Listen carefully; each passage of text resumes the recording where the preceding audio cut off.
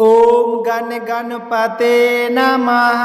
आज आप सुनेंगे नवदुर्गा के छठे स्वरूप माँ कात्यायनी की कथा। नवदुर्गा के 9 स्वरूपों में से देवी के छठे स्वरूप को देवी कात्यायनी के नाम से पूजा जाता है। देवी माँ के भक्त अशोक वेदा चैनल को सब्सक्राइब जरूर करें और इस कथा को अंत तक ध्यान से सुनें। माता रानी आपकी सारी मनोकामनाएं पूर्ण करें। माँ कात्यायनी की पूजा नवरात्रि के छठे दिन यानी कि षष्ठी तिथि को बड़े धूमधाम से की जाती है। देवी की महिमा को लेकर 2 कथाएं हिंदू धर्म में बहुत ही अधिक प्रचलित है, जिन्हें नवरात्रा के छठे दिन अवश्य सुना जाता है। देवी के इस स्वरूप के महात्म्य की कथा ऋषि कात्यायनी से जुड़ी हुई है, इसलिए इनका नाम कात्यायनी पड़ा है। देवी कात्यायनी की महिमा कथा दुराचारी महिषासुर के वध से भी जुड़ी हुई है। तो अपने सुनते हैं देवी कात्यायनी की पुरानी कथा के अनुसार देवी कात्यायनी का स्वरूप अत्यंत उज्जवल और ज्योतिर्मय है। इस स्वरूप में देवी की 4 भुजाएं, इनमें से 2 दाएं तरफ और ऊपर वाली भुजा अभय मुद्रा में है और नीचे वाली भुजा वर मुद्रा में है। बाएं तरफ की नीचे वाली भुजा में तलवार और ऊपर वाली भुजा में कमल का फूल सुसज्जित है।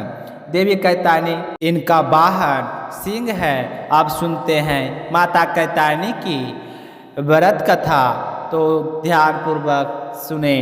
पुराणों के अनुसार कतक नाम के एक प्रसिद्ध महर्षि हुआ करते थे। उनके पुत्र का नाम कात्य था। आगे जाकर ऋषि कात्य के ग्रोथ में एक महर्षि कात्यायन का जन्म हुआ। वह ऋषि अपने तप के कारण विश्व प्रसिद्ध हो गए। ऋषि कात्यायन की इच्छा थी कि देवी भगवती उनके घर में पुत्री के रूप में जन्म ले, तो इस मनोकामना को लेकर उन्होंने कई वर्षों तक भगवती देवी की कठोर तपस्या की। कात्यायन ऋषि की कठोर तपस्या से भगवती माता प्रसन्न हो गई और उन्हें दर्शन दिया।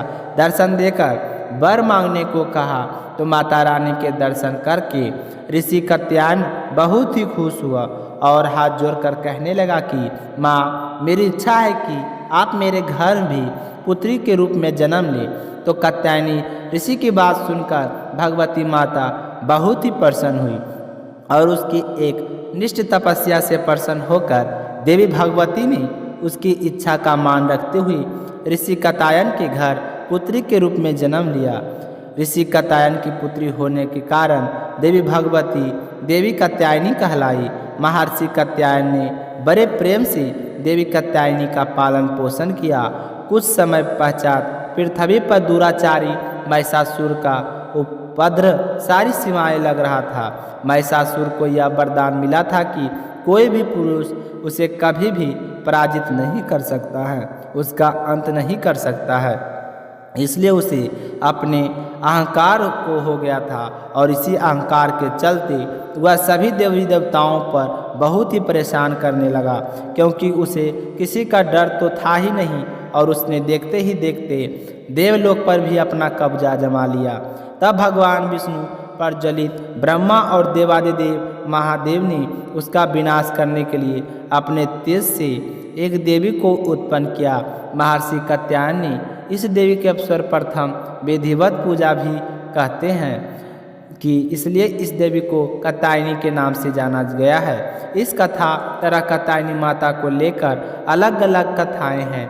देवी कात्यायनी से जुड़ी एक अन्य पौराणिक कथा के अनुसार देवी की उत्पत्ति महर्षि कात्यायनी के यहाँ अश्विन माह के कृष्ण चतुर्दशी को हुई थी।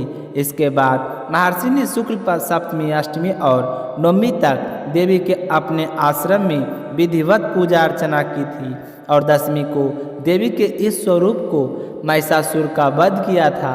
यही कारण है कि देवी के इस स्वरूप को कात्यायनी के नाम से जाना गया है। महिषासुर को अंत करने के लिए इस देवी को महिषासुर मर्दनी के नाम से भी जाना जाता है।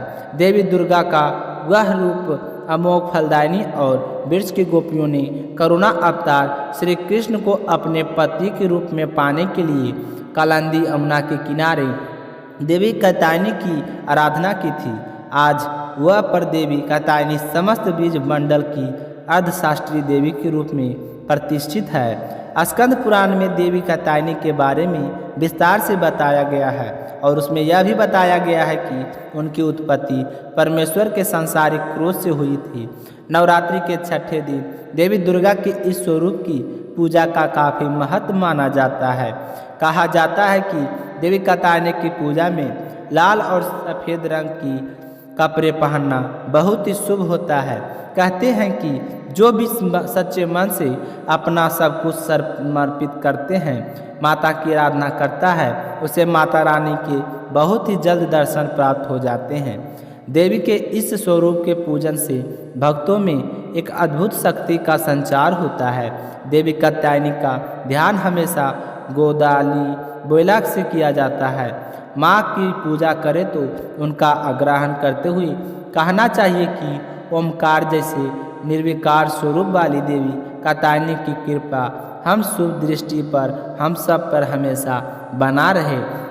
हम उन्हें बारंबार नमस्कार करते हैं। उसको बाद देवी कात्यायनी माता को शहद का भोग लगाना चाहिए और देवी माता की पूजा आराधना करने के पश्चात महादेव जी की पूजा अवश्य करनी चाहिए।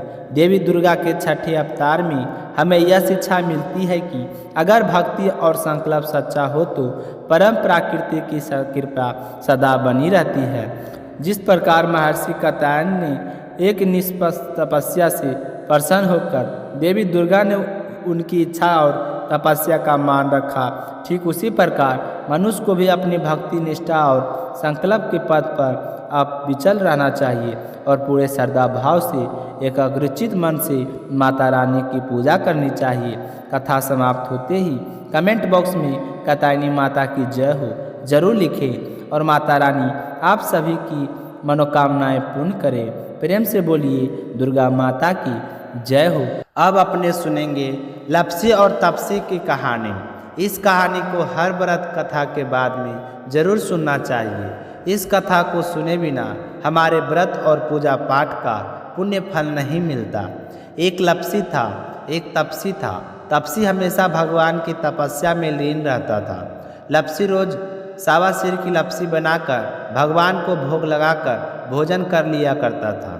एक दिन किसी बात को लेकर उन दोनों में कहासुनी हो गई और दोनों जोर जोर से लड़ने लगे। तपसी कहने लगा कि मैं तो रोजाना भगवान की तपस्या करता हूँ, इसलिए मैं बड़ा हूँ। तो लप्सी कहने लगा कि मैं रोजाना भगवान को सावा सिर की लप्सी का भोग लगाता हूँ, इसलिए मैं बड़ा हूँ। इस तरह कहते हुए दोनों जोर जोर से लड़ने लगे। तभी वहाँ से नारद जी गुजर रहे थे। दोनों को लड़ता हुआ देखकर वहाँ आ गए और उनसे पूछने लगे कि तुम दोनों आपस में क्यों लड़ रहे हो। तो तपसी ने खुद को बड़ा होने का कारण बताया और लप्सी ने अपने बड़े होने का कारण बताया और कहने लगे कि अब आप ही हमारा फैसला कर दीजिए। तो नारद जी ने कहने लगे कि मैं तुम्हारा फैसला तो कर दूंगा, लेकिन कल आऊँगा, तुम दोनों तैयार रहना। दूसरे दिन लप्सी और तपसी नहा धोकर अपनी रोजाना की भक्ति करने आई तो नारद जी वहाँ पर छुप कर बैठे थे और उन्होंने सोने की एक एक अंगूठी उन दोनों के आगे रख दी। जैसे ही नज़र जब अंगूठी पर पड़ी तो तपसी ने उठा लिया। उसने चुपचाप अंगूठी को उठाया और अपने पैर को नीचे दबा ली, लेकिन लप्सी की नज़र उस अंगूठी पर पड़ी, लेकिन उसने ध्यान नहीं दिया। उसने रोजाना की तरह लप्सी बनाई और भगवान को भोग लगाया, फिर स्वयं भोजन करने लगा। तो नारद जी उन दोनों के सामने आ गए। तो देखते ही दोनों कहने लगे कि अब बताओ हम में से कौन बड़ा है। तो नारद जी कहने लगे कि लप्सी ही बड़ा है। तो यह सुनकर तपसी को बड़ा ही आश्चर्य हुआ। वह कहने लगा कि मैं कितनी कठिन तपस्या करता हूँ, फिर भी आप कह रहे हो कि लप्सी बड़ा है। तो नारद जी ने कहे कि तुम अपने स्थान से खड़े हो जाओ। तो वह खड़ा हुआ तो उसके पैर के नीचे अंगूठी दिखाई पड़ी। तो नारद जी तपसी से कहने लगा कि तपस्या करने के बाद भी तुम्हारी चोरी करने की आदत नहीं गई है, इसलिए लप्सी बड़ा है, क्योंकि मैंने ही तुम दोनों के आगे सोने की एक एक अंगूठी रखी थी। तो तुमने तो देखते ही अंगूठी को उठाया और अपने पैर के नीचे दबा लिया। लप्सी ने अंगूठी को देखकर भी अनदेखा कर दिया। इसका अपनी रोजाना की भक्ति में ध्यान था। इसने लप्सी बनाई और भगवान को भोग लगाया, इसलिए लप्सी ही बड़ा है और तुम्हें तुम्हारी कठिन तपस्या का कोई फल नहीं मिलेगा। तो यह सुनकर तपसी अपने किए पर पछतावा हुआ और शर्मिंदा होकर नारद जी से माफ़ी मांगने लगा और कहने लगा कि महाराज मुझसे गलती हो गई है, आज से मैं कभी भी चोरी नहीं करूँगा। मुझे बताओ कि मुझे मेरी तपस्या का फल कैसे मिलेगा। मैंने तपस्या बड़े ही श्रद्धा भाव से की है। तो तपस्वी की बात सुनकर नारद जी कहने लगे कि यदि घर पर सारी रोटी बनाकर गाय और कुत्ते की रोटी नहीं बनाएगा तो वह फल तुझे मिलेगा। अगर कोई दिया से दिया जलाए तो उसका फल भी तुझे मिलेगा। कोई ब्राह्मण को भोजन करवाकर उसे दक्षिणा नहीं देगा तो उसका फल भी तुझे मिलेगा। अगर कोई बहन सुहागिन त्रिशूट हम बहन स्वरूप देते हैं, उसके साथ अगर हम कुछ रुपये नहीं देंगे तो उसका फल भी तुझे मिलेगा। और व्रत कथा में अगर सारी कहानी सुन ले लेकिन तुम्हारी कहानी ना सुने तो उस व्रत का फल भी तुझे मिलेगा। तो यह सुनकर तपस्वी बहुत ही खुश हुआ और उसके बाद कभी भी चोरी ना करने का प्रारंभ कर लिया। कहा जाता है कि उसी दिन से हर व्रत कथा के बाद में लपसी और तपसी की कहानी कही और सुनी जाती है। कहानी समाप्त होते ही बोलना चाहिए कि लपसी का फल लपसी को मिले, तपसी का फल तपसी को मिले। हमारी कहानी का, हमारे व्रत का और हमारे पूजा पाठ का फल हमें मिले। तो यह थी एक छोटी सी कथा। तो आप सभी को सुनकर कैसी लगी कमेंट करके ज़रूर बताइएगा। और आप सभी अभी तक अगर अपनी चैनल को सब्सक्राइब नहीं किए हैं तो चैनल को सब्सक्राइब जरूर कीजिएगा। मिलते हैं नेक्स्ट वीडियो में, तब तक अपना ख्याल रखिएगा। जय श्री कृष्णा, राधे राधे।